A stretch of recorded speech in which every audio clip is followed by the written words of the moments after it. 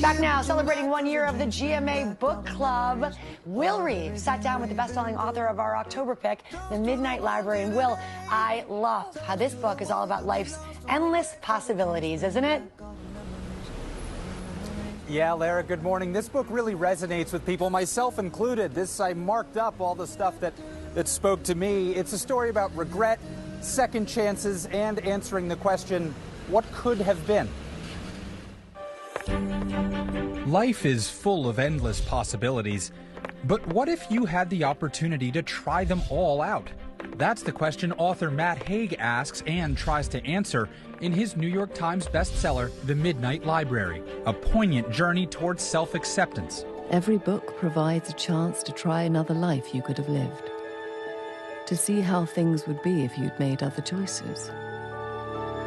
Would you have done anything different if you had the chance to undo your regrets? I think in a way that's kind of what libraries are. They're places we go to which are portals to other worlds. 35-year-old Nora Seed, struggling with depression and regret, finds herself in the Midnight Library, a metaphysical space between life and death after she loses the will to live. It's here she gets the chance to see what could have been if she'd become a rock star, an Olympic swimmer, a glaciologist.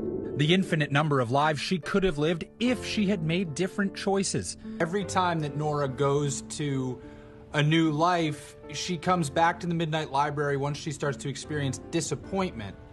What's the lesson you were trying to impart through that? On one level, it was about the grass not being as green as we think it is when we imagine other lives for ourselves. And also, if you think about it, if a life is full of regret, you're not really living in the present, you're living in the past. For Haig, writing became a form of therapy, a way to channel his emotions, and for his fans, an outlet to process and reflect on their own lives.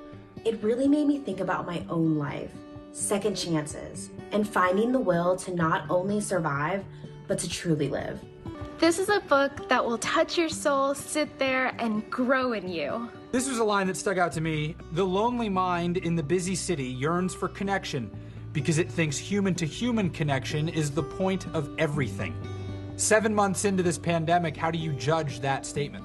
It still holds, and I think we've been feeling that more than ever, that we kind of really value human-to-human connection more than ever before. What are you doing in some of your parallel lives?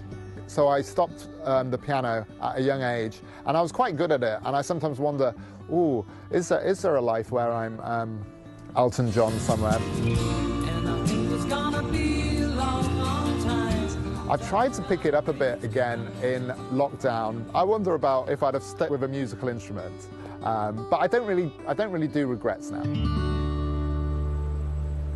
The Midnight Library is a great, thought-provoking read. It had me thinking about my possible alternative lives. Could I have been a hockey player, a writer, maybe a teacher? Ultimately, though, and this is a lesson that the book imparts, I'm pretty happy with the life I'm living right now. Oh, very cool. Will, I'm actually halfway through it, and I think it's such a good read. It is so thought-provoking. Thank you, Will. The Midnight Library out now. You can read an excerpt on our website at goodmorningamerica.com. And as always, keep reading along with us on our Instagram at GMA Book Club. All right, looking forward to that. Amy, we're going to